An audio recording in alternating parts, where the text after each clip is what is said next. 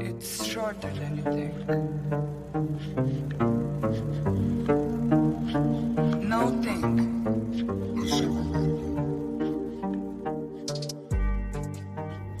The Holy Trinity, Bermuda, Alaskan, and Bridgewater triangles. Some say even notable deaths. The significance of three is undeniable. You are to bear witness to yet another event. We're invited to join your hosts, Krista, Aaron, and Brandy, as they guide you down the rabbit holes of the paranormal and unexplained, striving for answers of this world and beyond. Welcome to Blondes, Booze, and the Woo.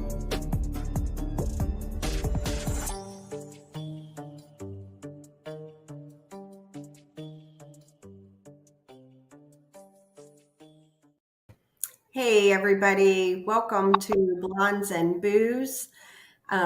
This is a pre-recorded show. The night that this airs, we are going to be out of town. Brandy and I are. So anyway, we needed a show for you guys to tune into and listen to while we are traveling. So we appreciate each and every one of you, and we apologize for not being a live show. However, this one's going to be just as good as any live show. Don't you agree, Brandy? I think so. I haven't heard these stories yet, but I'm super excited. Mm-hmm. Yeah. Yep. Yeah, I'm super excited. Krista was saying I heard a little bit of it, and it sounds like, wow. Mm-hmm. So I'm excited for it. Yes. So our guest tonight is going to be Larry Joe Fischer, and he's got some pretty cool encounters with cryptids, Bigfoot, and all that good stuff. So anyway, we will get onto that here shortly. But Brandy, why don't you tell everybody what to watch this week? Sure, absolutely. On Monday nights at 8 p.m. Central, you can watch Texas Front Porch with Tex and myself. On Tuesday, you can watch Van Buren Variety at 7 p.m. Central. Then comes Beyond BMR at 8 p.m. Central. On Wednesday, Jason McLean Questions Everything is on at 8 p.m. Central.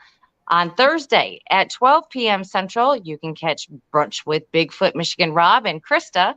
And Thursday nights, of course, you can catch Blondes and the Booze. And on Friday nights, a little bit more Blondes and Booze and the Woo at 8 p.m. Central. And on Saturday at 2 p.m. Central, you can catch Danielle Diva and Tex, and when they drop their new episode of Infamous Minds. Yep, absolutely. Sounds like a good week. Yeah. Of course, yeah. It's kind of like if I'm not on a podcast, I'm watching. It takes up my whole time. I am with you. There's a couple of events that are coming up, and I know you guys have probably all seen the same flyers, but we're going to share them every show because we just want to get them out there, and would like to meet a lot of you guys out there. So the first one I'm going to bring up is the Alabama Bigfoot Conference, June 9th and 10th in Alabama. And what's that town again? I keep forgetting it. It's Anniston. Anniston. Yes, Anniston, Alabama. So come on, check it out. We have Tex as one of the speakers that day, and we're all really excited. Plus, we're going to have a booth there so you can come in and talk to us and say hi and all that kind of good stuff. Yep. So we're really looking forward to that one. The next event that Blondes and Booze will be doing, and this one is actually our event, and we are putting it on there at Malvern Manor. And you want to talk about it this time? Sure. We're having an overnight ghost hunt in Malvern Manor, Iowa, at Malvern Manor in Iowa. And it's going to be so cool because we have a great lineup of all these people that would normally be speakers at conferences.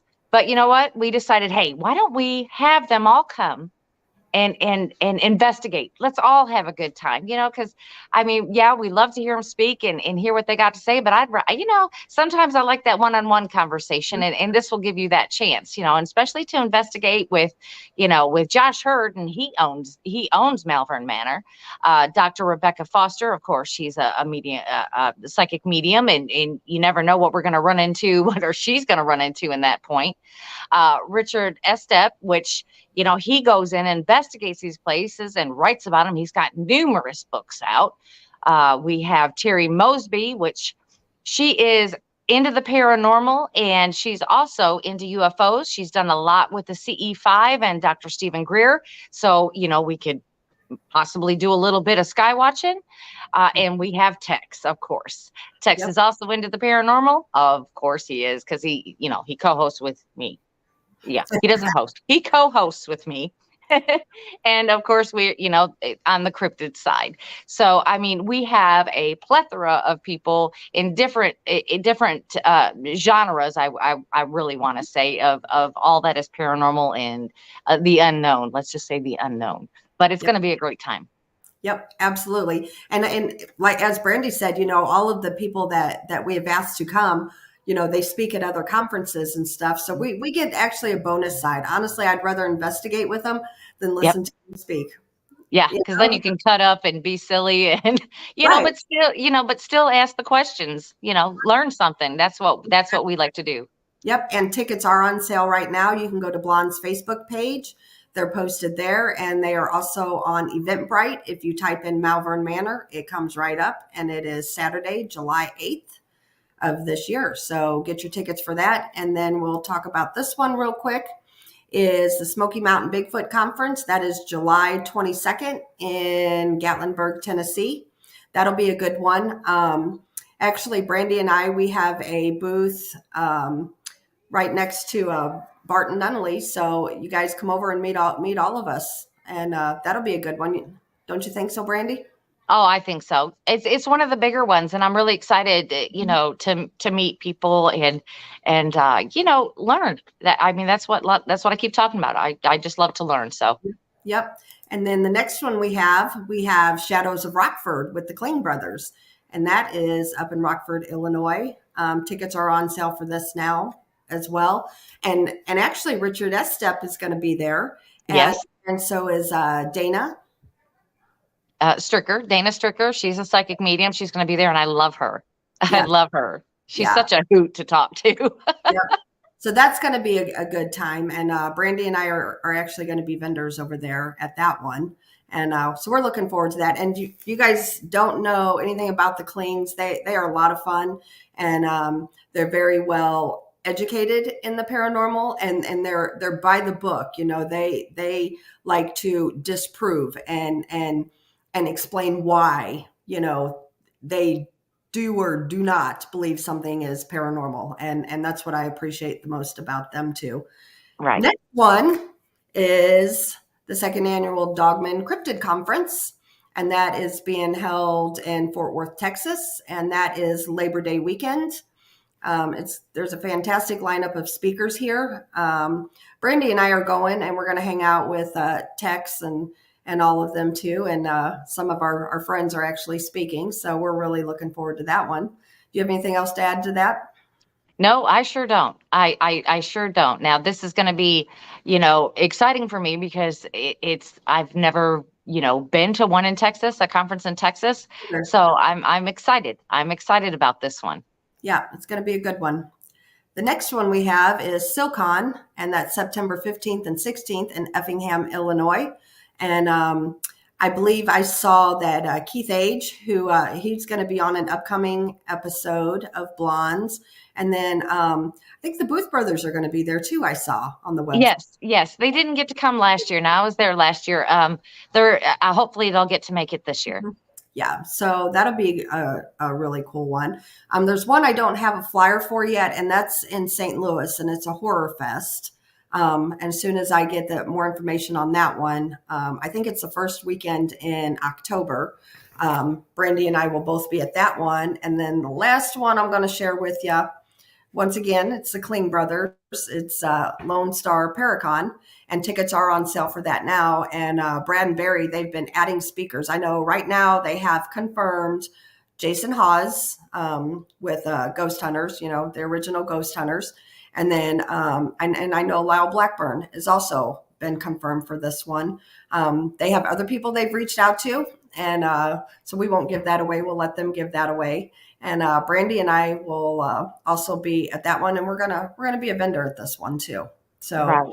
and tickets are on sale for this one as well. So yeah, go to but it is not. It's not until January of 2024. Right. So But tune in to Everyday Paranormal, and they will let you know the updates on all of their conferences. All of So their conferences. Okay, so enough of that. yes. Let's bring our guest up. We have Mr. Larry Joe Fischer. How are you? Hi, Larry. Great. Hi. How are you doing, Krista? Hi, Brandy. We are Hello. doing good. We are excited to have you. And you and I chatted on the phone a bit yesterday, and you were telling me about some pretty cool encounters. Well, I have, my family has had a lot of, we'll say, encounters through the years, going back to um, listening to my mother tell a story from 1930. Okay, Mom was born in 1925 in along she was raised along the banks of the Brazos River in central Texas, a little town called Cedar Springs. Well, it was very wooded, but it was great farmland. And my grandmother would never let her go out very far to play, and not outside after dark at any time. And so she always wondered why she couldn't really get out and play like she wanted to. And my grandmother told her that the screams and the whoops and the shouts that they heard in the woods were reported to be, according to the neighbors, there was a giant naked hairy man. And so that was I felt like that probably played into the fact that my grandfather, who loved to plow and he loved to work from dusk till dawn, I think that's why they moved to eastern Falls County, to get away from, so he could stay out and plow 16 hours a day if he wanted to. But he did not like being out there in the woods, in the pasture surrounded by the woods after dark. So if we fast forward, my little brother, in the 70s, he had his little buddies that hung around on their little dirt bikes, and as 13 and 14-year-olds, they thought they would go camp out off the old Belton Road that goes down toward the Brazos. And they had their tent set up. They had the ice chest there, and they realized they didn't have enough soda water. They didn't have enough Cokes and Dr. Peppers, so they loaded up on their little mopeds or whatever, little mini bikes, dirt bikes, and went to the store. When they came back, as they entered the pasture, they saw a huge black creature that was ripping their tent to shreds. The ice chest was torn apart, and that ended the camp out for that day. They decided to turn around and head home. Discretion, better part of valor.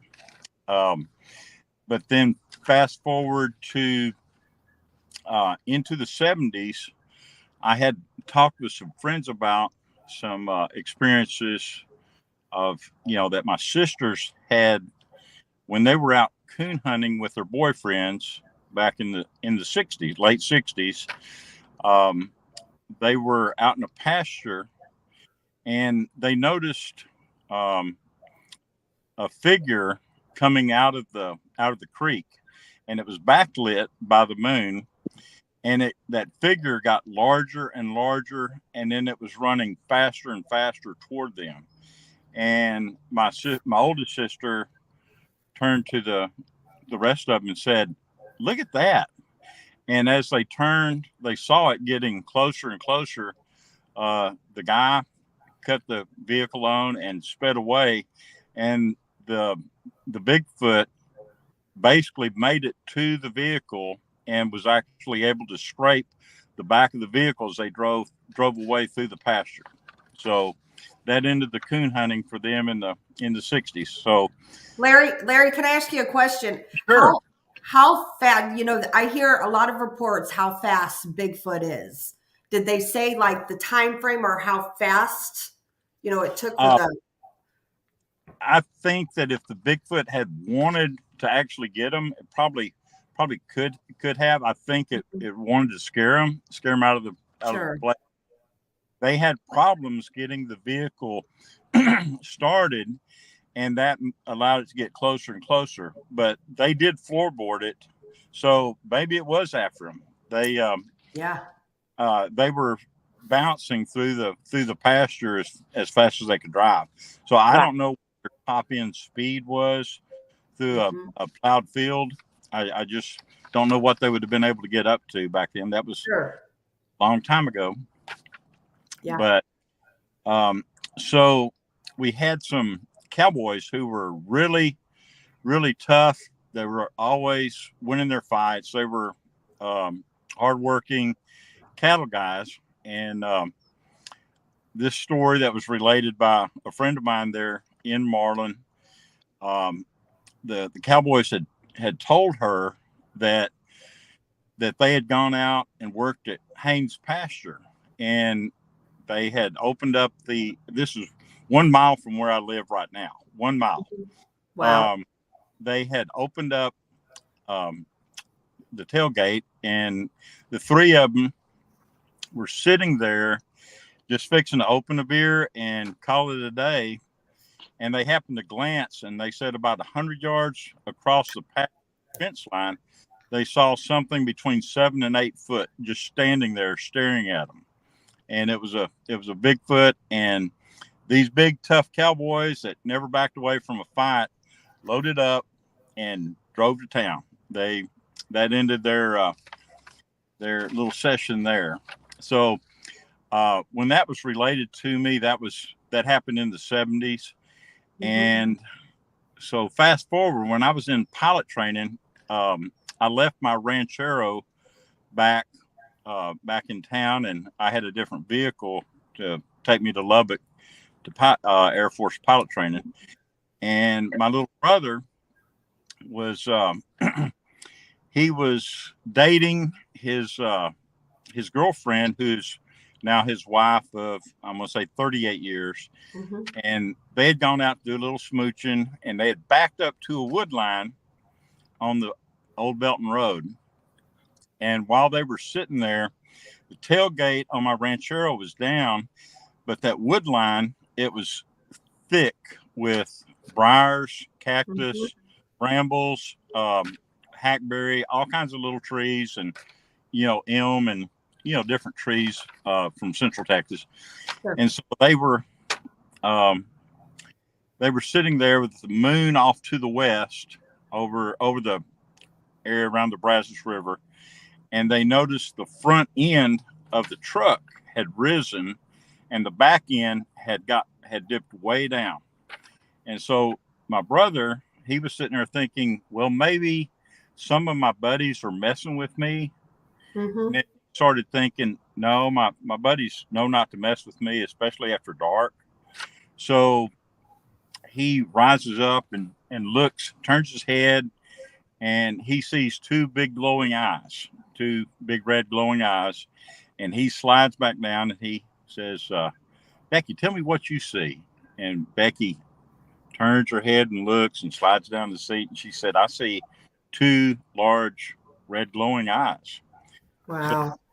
So my brother, who was, I guess, 17 at the time, reached under my truck seat, pulled out the pistol, and jumped out. And he told me that whenever he jumped out, the Bigfoot had leaned over with its forearms and was resting on the bed of the truck. He said it stood up, and when it did, he said it just kept standing up. And he said so. He said it was at least in the vicinity of 8 foot, but it was like 8 foot away from him. And he fired a round. And he told me, he said, if it had come after me, it would have taken the door off. It was so huge, it would have taken me and the door off. Wow. And when he fired that round and started to try to, he said the gun jammed. And and he was trying to click another round, but before he could click the second round, it had wheeled, and he could hear trees getting knocked down as it ran through through all that brush. And Wow. so he was very excited for the moment there. And so if you fast forward into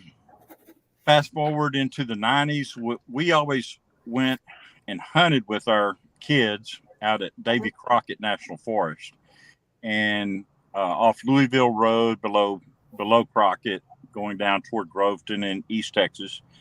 And we'd hunted there. We'd heard a lot of good, stories of Bigfoot that were reported to law enforcement through the years.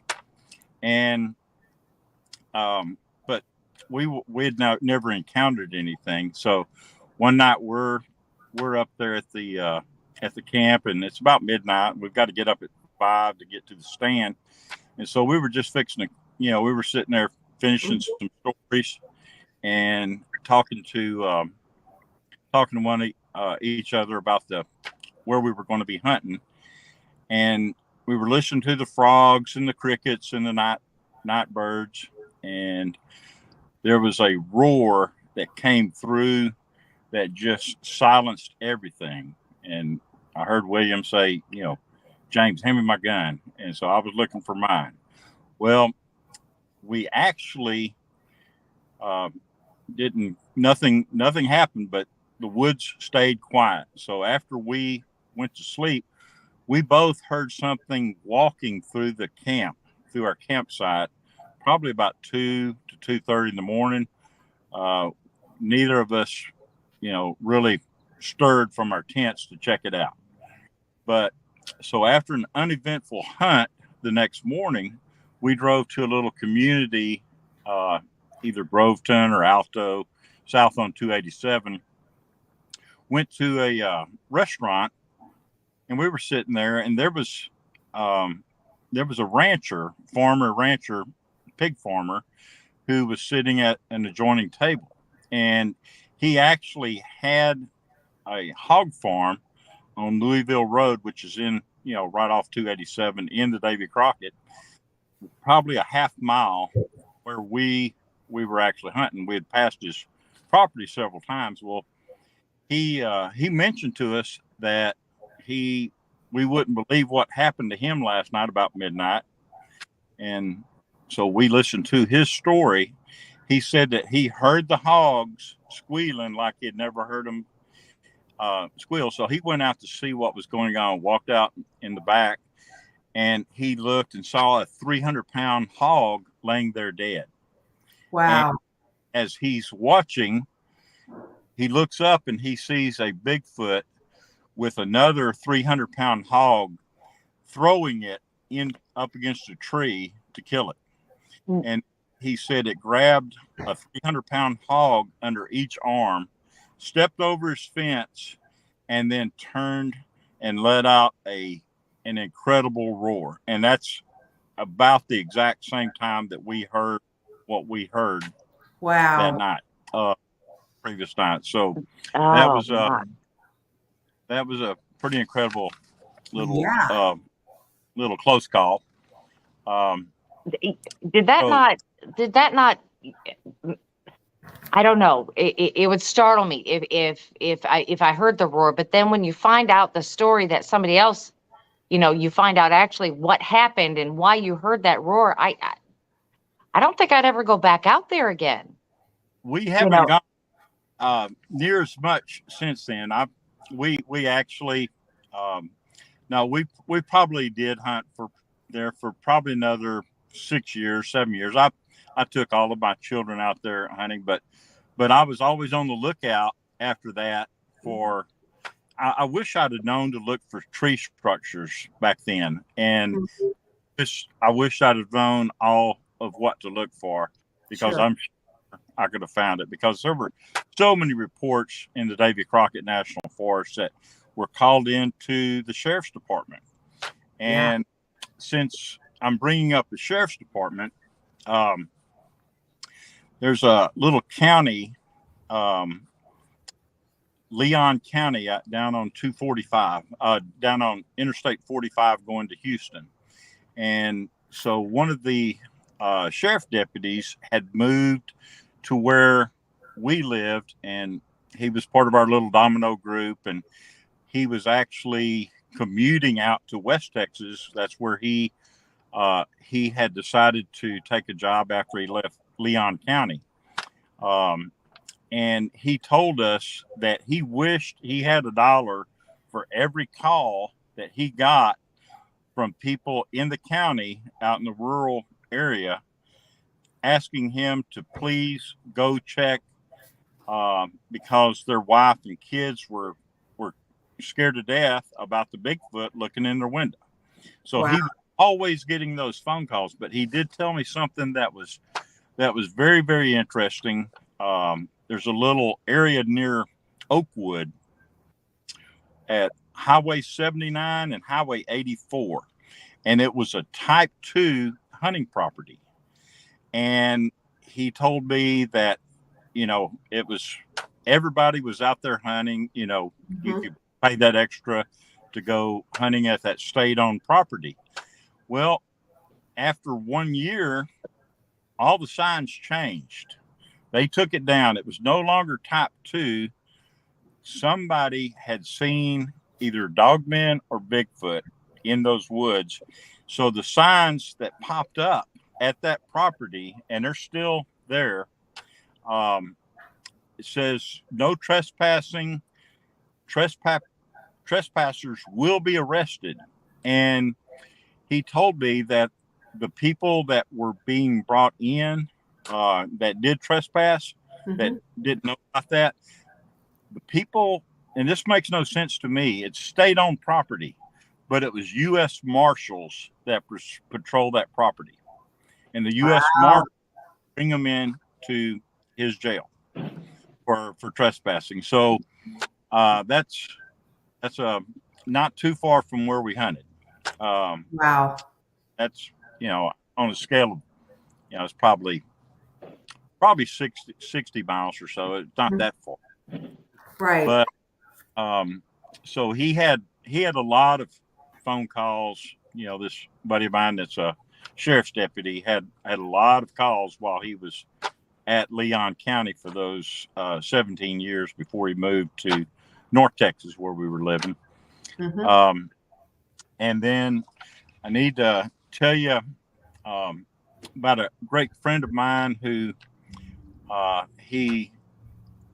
we'd all graduated together, and he had a lot of encounters. He would be a great interview for y'all, and maybe I can get him to call in. But my buddy Rudy from high school, he would always go out with his dad, and they would go coon hunting in well, you just dropped off, Krista. She'll be right back. But anyway, he would always go coon hunting near our property in Central Texas, and he had never believed in Bigfoot or anything. This was pretty funny. So after he had worked for years with the Department of Corrections, he had worked at various locations. Well, he would do missionary work on the weekends. He would go out and work with the Alabama Coshada Indian tribe in Southeast Texas. And so I can tell you a couple of different stories. One of them that's very cryptid, and one of them that would have a lot to do with the woo.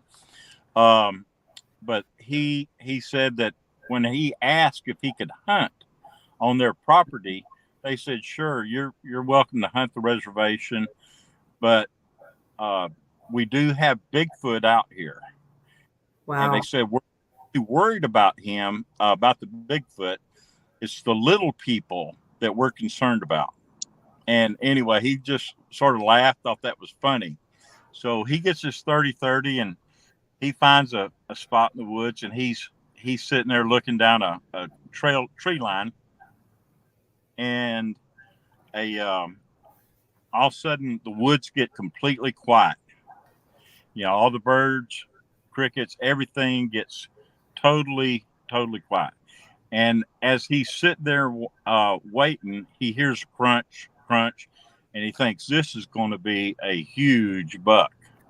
And so as he's watching, a Bigfoot walks out 30 yards from him, and as it's walking, it just stops and raises its head and sniffs, and then it turns and looks right at him and let out a roar, a growl that rattled his insides. Wow. And he just said, my 30-30 was not going to do anything, but it turned and went the other way. So now that he's doing missionary work with the Apaches up in Dulce, New Mexico, he, all of his, the people at his churches, they see Bigfoot all the time. And I will tell you what he told me last year. One of the members of his church had gone to Farmington, New Mexico, and Native American, and he's sneaking through the woods, and he hears tree knocking, he hears whoops, and he can tell he had sort of triangulated where that was. So he was trying to work through the woods to see, he wanted to sort of sneak up on that Bigfoot, all the noise that was happening down below him. And as he's going, he hears two loud rifle reports, just incredible. And as he looks, he sees a black U.S. government van, and there's 6 guys loading a Bigfoot into the back of the van. But they killed it, and they had no idea. He was up in the woods watching them haul the body away. Wow. So I'll go back and tell one of his stories from the reservation that's not really into our cryptid area, but it was he said, Larry, you would not believe the things I saw at the reservation. He said, I got a phone call from one of the families of they had a little daughter who was 7th grade, 8th grade, maybe 100 pounds, and they said she's possessed. And so Rudy drives out there in time to see this little 100-pound girl pick up her 250-pound brother and throw him across the yard. And so Rudy commanded, she took off running for the woods when Rudy stepped out. And when Rudy stepped out, he commanded her in the name of Jesus to stop. And she did. And this is the freaky part, as he commands her to come to him. He said, Larry, she dropped like a limp rag with her arms beside her. She slithered without using her arms 40 yards like a snake right up to him. So that was, I know that's off the Bigfoot topic, but I just thought I would put that in. He's experienced a whole lot of in his line of work. Wow. So I'm trying to think something that happened 3 years ago in my Central Texas area of Marlin.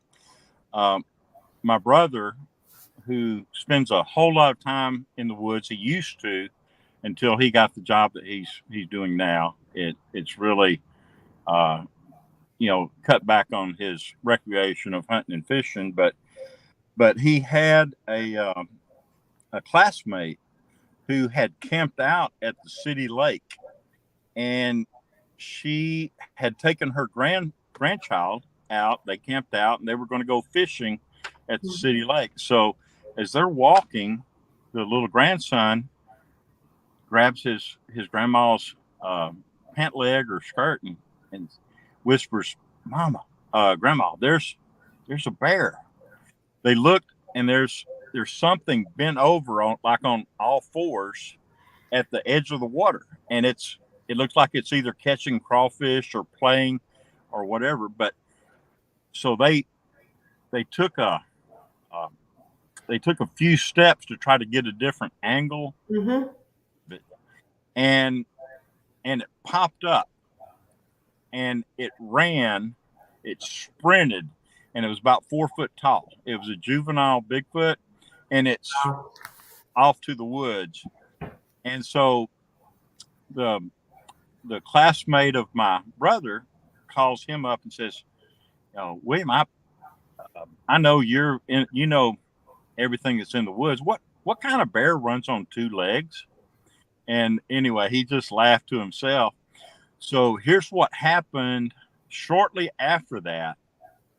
A sign goes up, and the sign going back to that area said construction site, no trespassing. A fence was put up, and no one was allowed from the city. But the joke was, we knew there was no construction going on back there. It was a lake. No construction being done on the back dam or anything, but the word had come down from Homeland Security to the city council and to the mayor at the time to shut that, to put up a fence and forbid. And they deny that.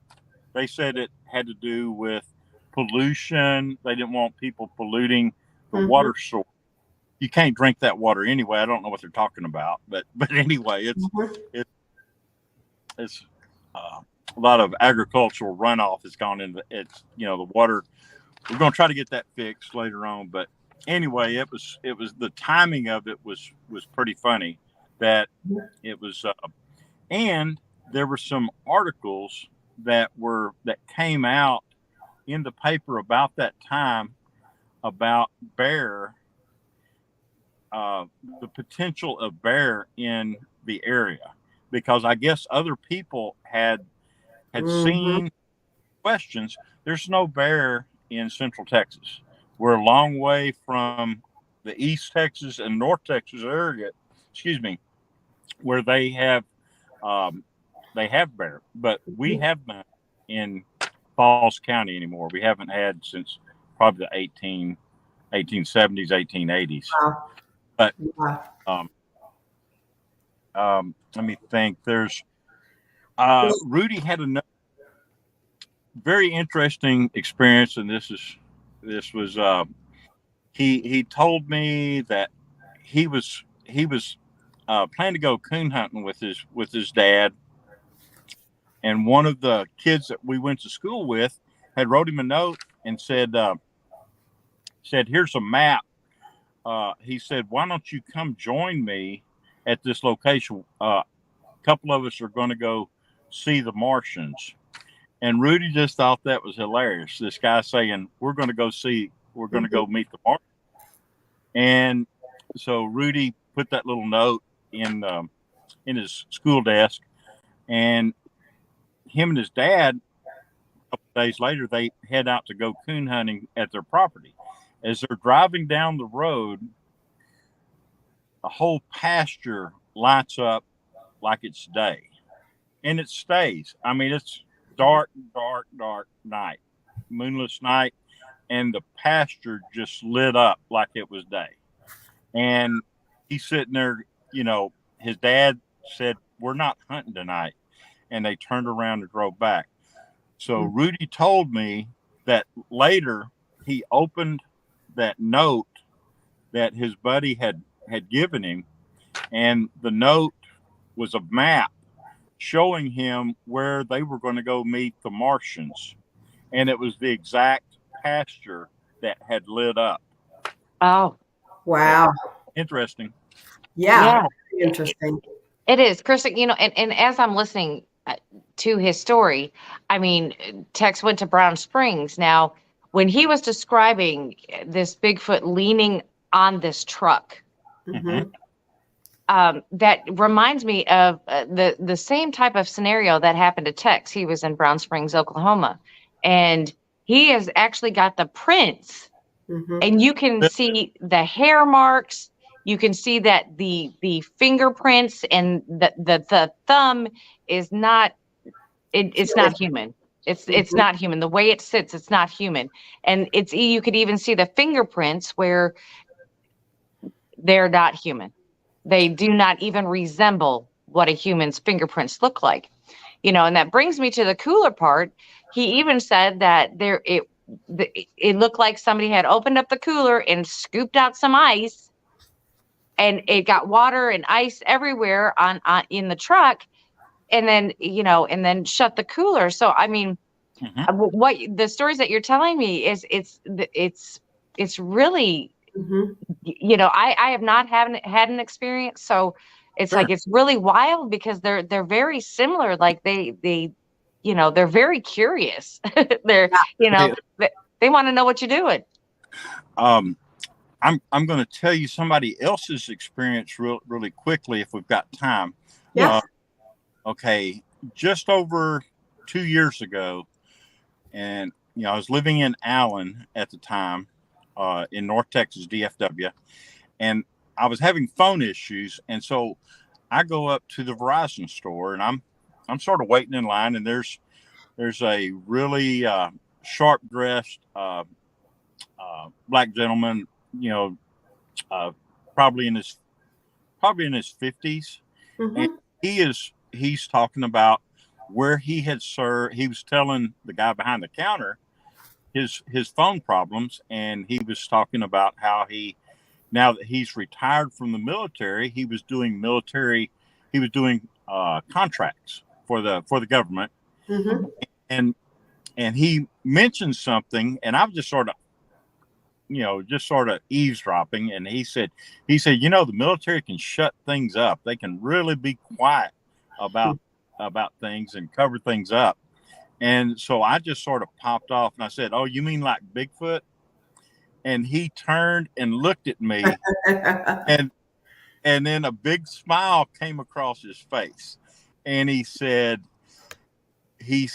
it's most people right now would go like this and walk on by. But he said it's amazing that you said what you said when you said it, because let me tell you what happened yesterday to my daughter.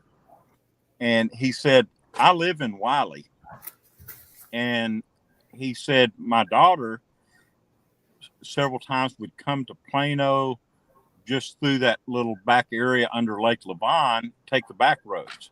And since I had done police work at Parker, I knew those roads, Mhm. as a reserve police officer. I had traveled those roads several times, and he said that when he got home the day before, she was just bawling hysterically. And he said, "Baby, what's the matter?" And she said, "Dad, I didn't hit it. It hit me." And he's going, "What hit you?" She said, "Dad, I was going to Plano on this gravel road, and I saw something huge, Dad. It came out of the creek." And she said, I Wow. just I just stopped. I couldn't believe what I was looking at. She said it walked up behind her SUV and slammed with both hands so hard that the front of her vehicle popped up off the ground. And Wow. that stunned me, and I floored it, Dad. And she said, "Dad, it followed me." And he's sitting there shaking his head, incredulous. And he said, "Well, let's go look at your vehicle." He went out and looked at the SUV, and he told me, he said there were two prints imprinted into the metal at the back of the SUV. Wow. And so the story takes sort of I'm going to say a bad turn at that point. because the guy behind the Verizon counter comes and tells both of us that the whole conversation we just had went in through a monitor that's monitored by the NSA. Oh, So Hmm. fast forward a few days. So that guy had wanted all of my information about podcasts. He wanted to know, I was giving him, he said, I want to study this. He said, this is incredible. And so I was giving him podcast information. And he said that, but he went in the next day, and I talked to the guy behind the counter because he had some experiences, and I won't go into those right now, but we had, he had gone, that guy comes back to him and says, hey, after you did the upgrade on my phone, he said, I'm losing computer files out of my computer at home. Is there any correlation? What's going on? And so Jacoby knew that there was nothing that had, yeah. but anyway, he researched it, and he said, I'll tell you what, give me your number and I'll call you back. And so, well, he had his number, but he said, I'll call you. And so a few days later, he calls the guy up and says, hey, I'm calling about your, the problems you were having with your computer.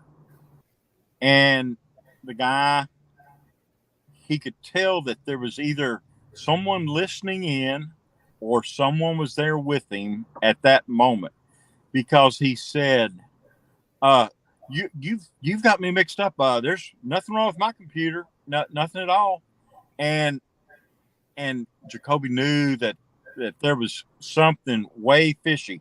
Well, I had talked with Lance Hightower, Monster 911 up in, and he told me what would happen after that encounter was picked up by the NSA.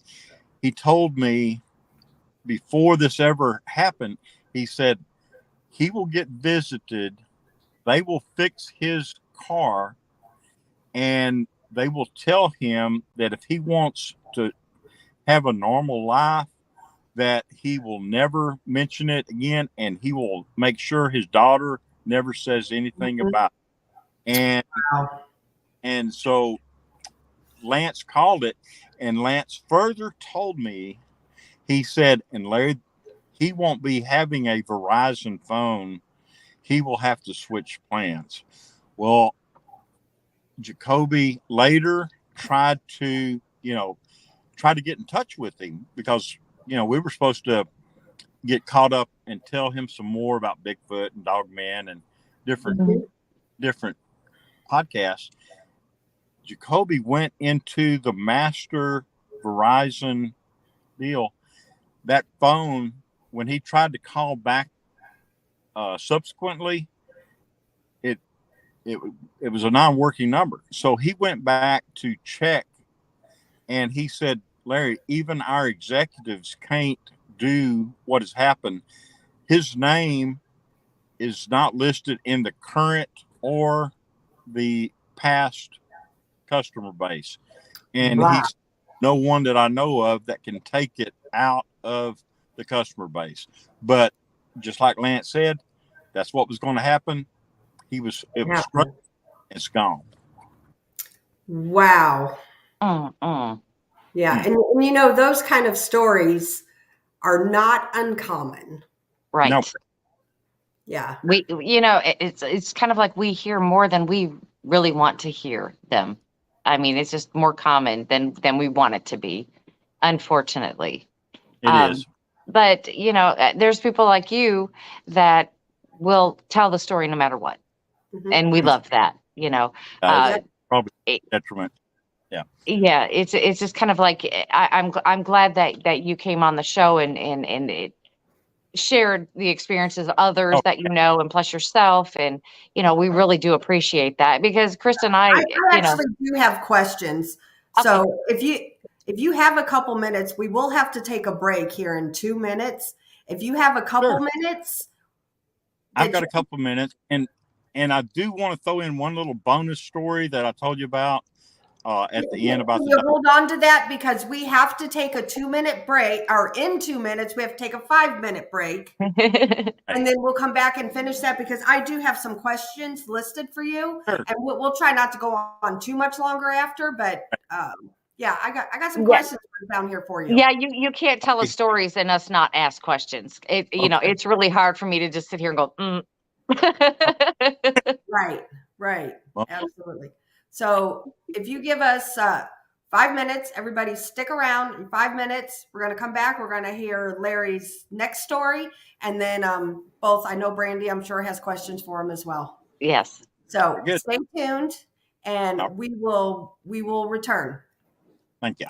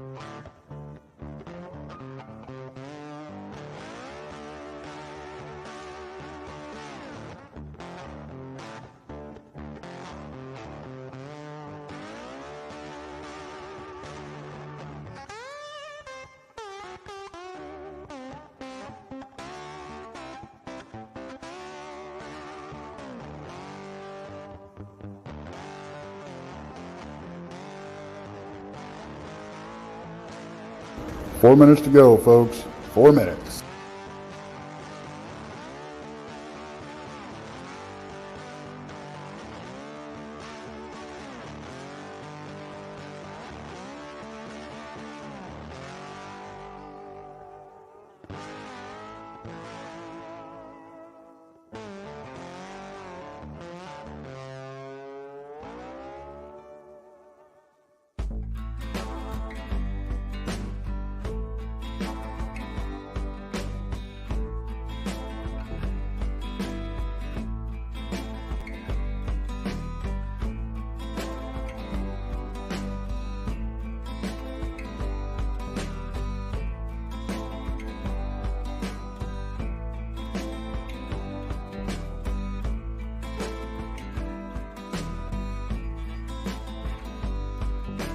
Three minutes. We're almost there.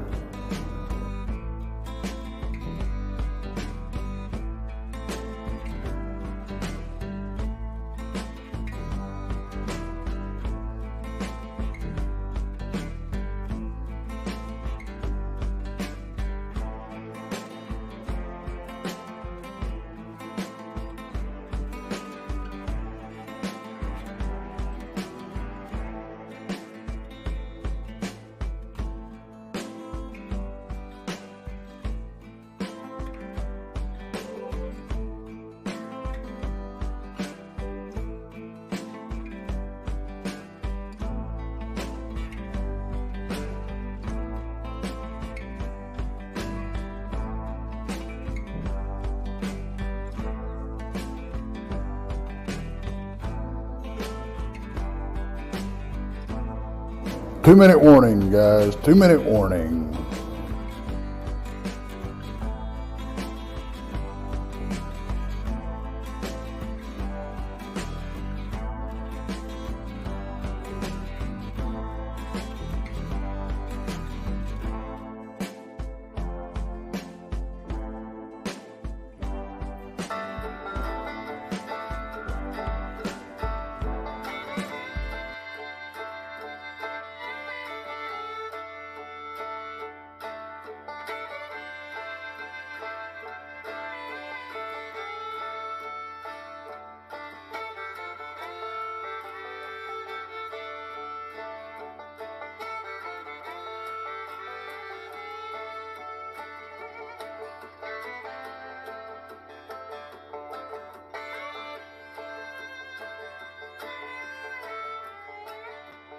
1 minute.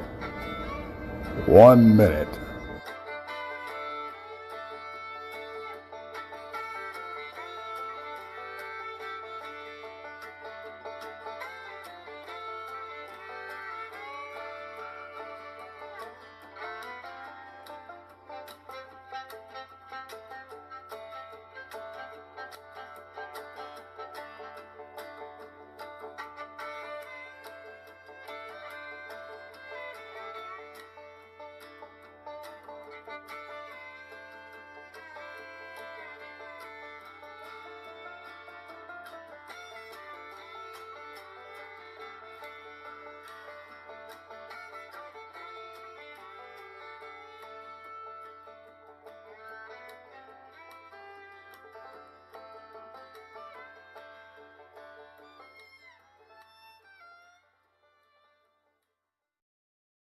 Hey, everybody. Thank you for sticking with us. We appreciate each and every one of you. And yeah, let's just jump right back into this. I'll let you go ahead and tell your next story because I'm sure we'll have more questions about that one. So tell the next story and then we'll get into some questions that Brandy and I have for you. I do not want to steal this, all the content for because Barton wants to have my buddy Victor on the show, but I'll give a little prelude to it.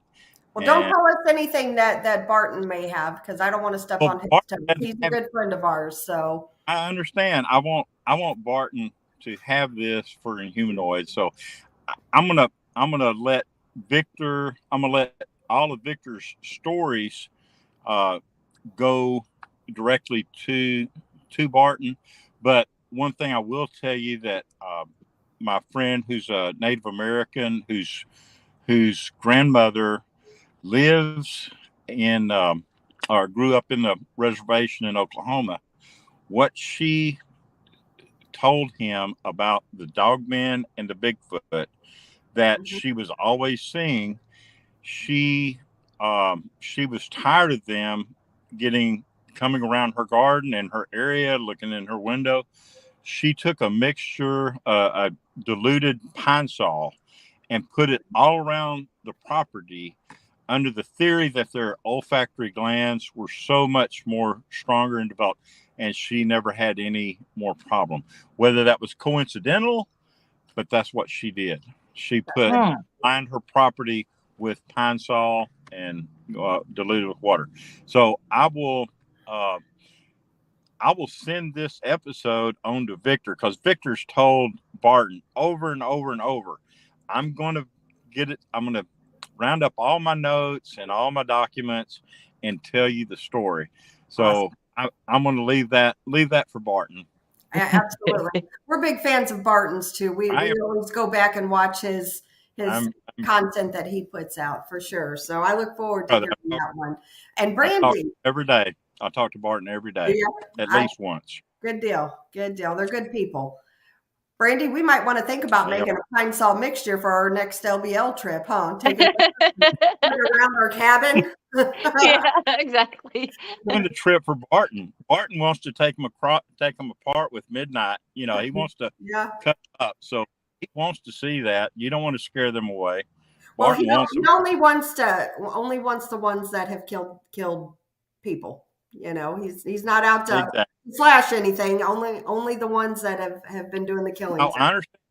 Want to kill people, he wants to take them out. So, yep, I'll be right there with Bart. I support him on that as well. Absolutely.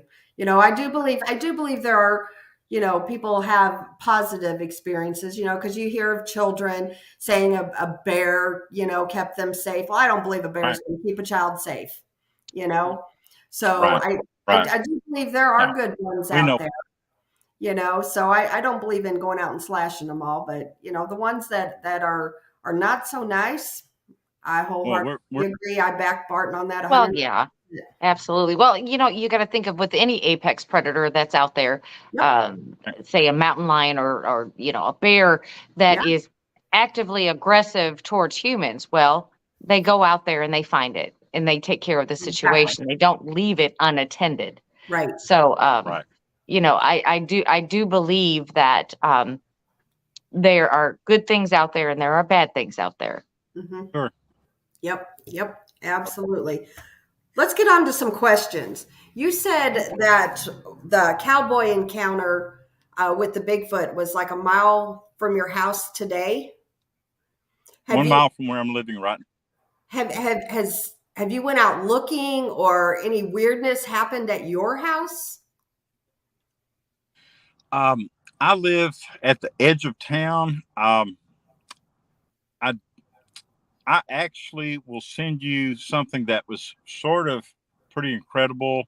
I'll Since I have your cell phone now, I will text you a picture of something that was in my front yard Oh, during the snowstorm before we moved from Allen.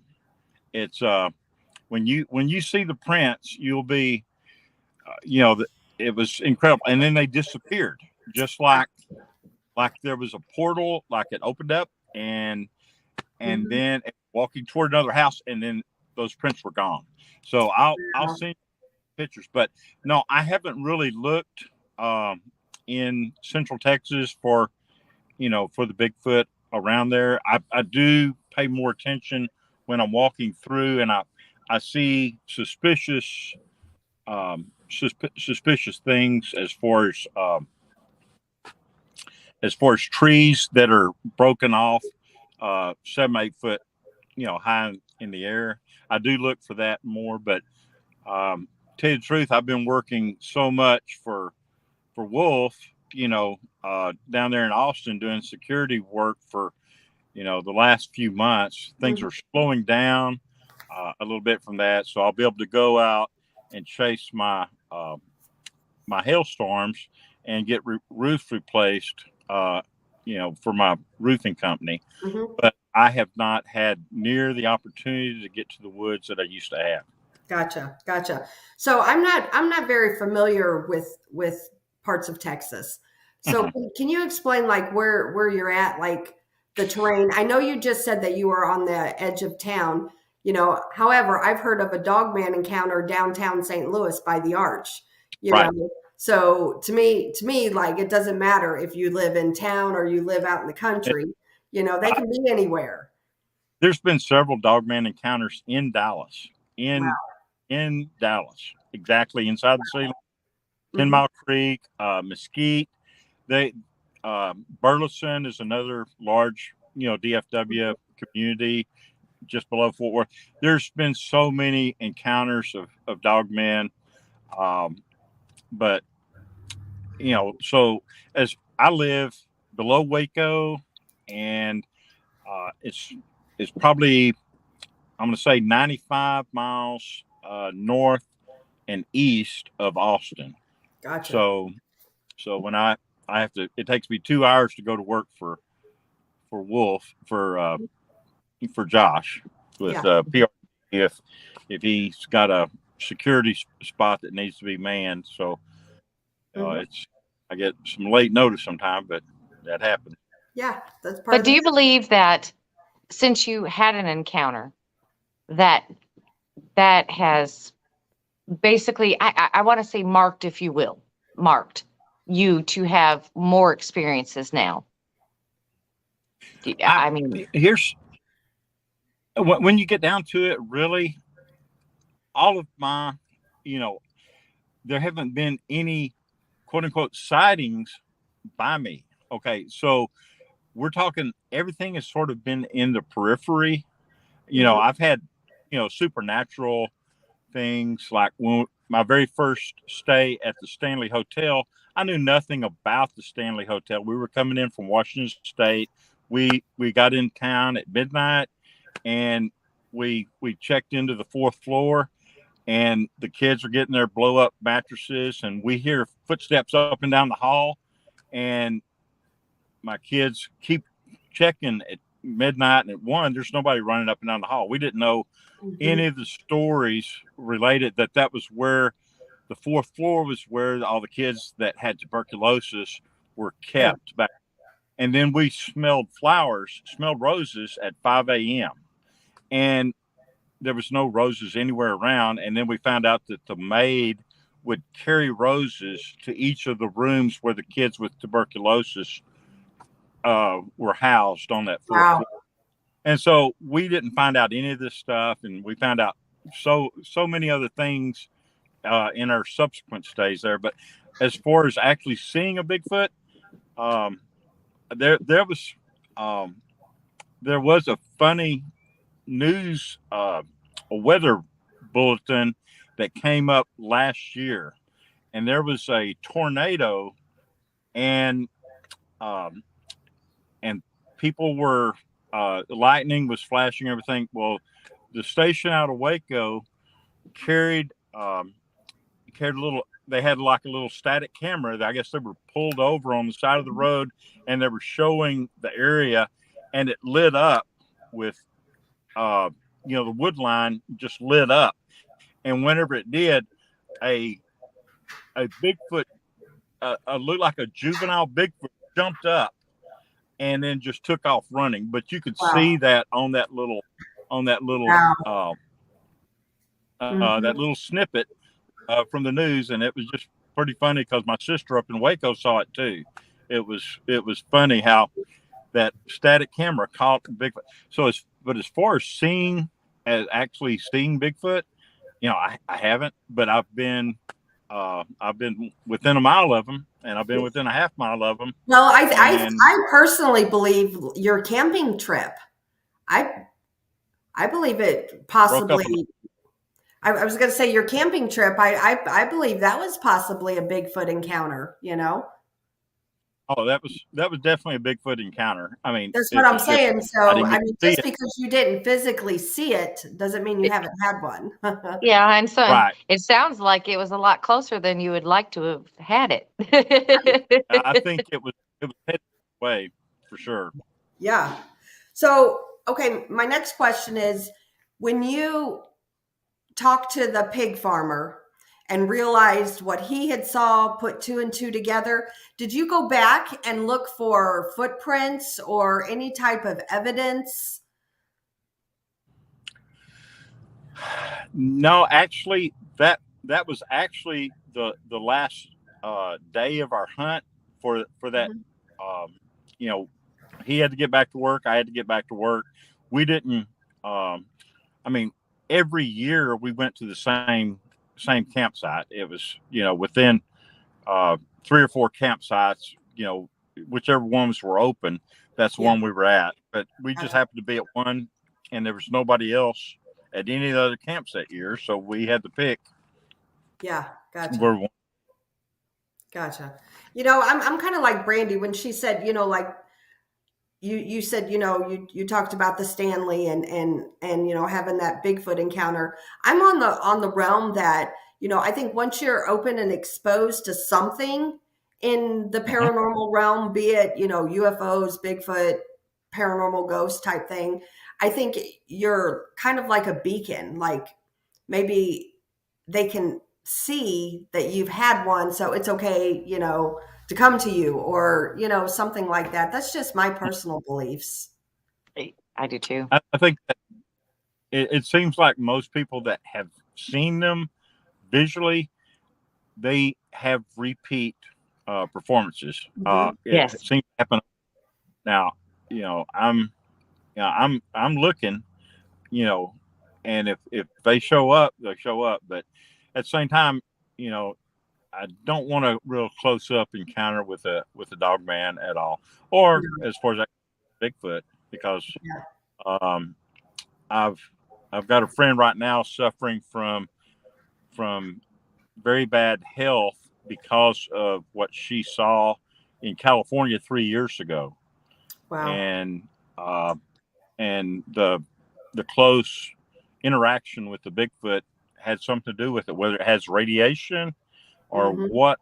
But her health, she went from being a very healthy individual to someone who's had 3 strokes and she's in bad shape ever since her very, very close encounter, like 2 to 3 of a Bigfoot that roared at her. So You know, they say that the infrasound cannot do the kind of damage. So that's what Barton says. He says they've proven that the infrasound can't disrupt, things. But he says that, probably from the radiation from them coming through the portal that affected her and had her pass out for 4 days in a cabin by herself up in the woods. So, whatever it is, her encounter did not lead to good things for her. Right. That's scary. That's a really scary thought. Let's see here. Did your back on your brother's encounter, did he happen to ever go back there again? And did he kind of check out for any type of evidence or? All he told me that he did, he couldn't find prints. He just saw the trees it was just so thick. We're talking briars and berry bushes, berry vines, and little trees. He just saw the trees knocked down. That's all he saw. Yeah. He couldn't find any prints. Gotcha. But gotcha. He did. He would be on the lookout, but he hasn't seen one, again since then. Yeah, I bet he probably didn't take any more girls back there. Well, no, because he married that one. He's been married with her for 38 years, so he better not take any other girls back. Gotcha. Well, he probably didn't take her back there again either. No, Right. I think that was enough for there. It's like, Brandy, you got any questions? no, Chris, I think you got mine. Okay. All right. Well, I guess we can wrap this up. We appreciate everybody tuning in and listening. Larry, we definitely appreciate you coming on and talking about this. Absolutely. This has been really, really interesting. I knew when I talked to you on the phone yesterday, I was like, this is going to be a good show. So it's Thank y'all for having me. absolutely. Anytime, and we appreciate you, and we look forward to meeting you at the Dogman Conference. I'm looking forward to it. See y'all September 1, 2, and 3 for sure.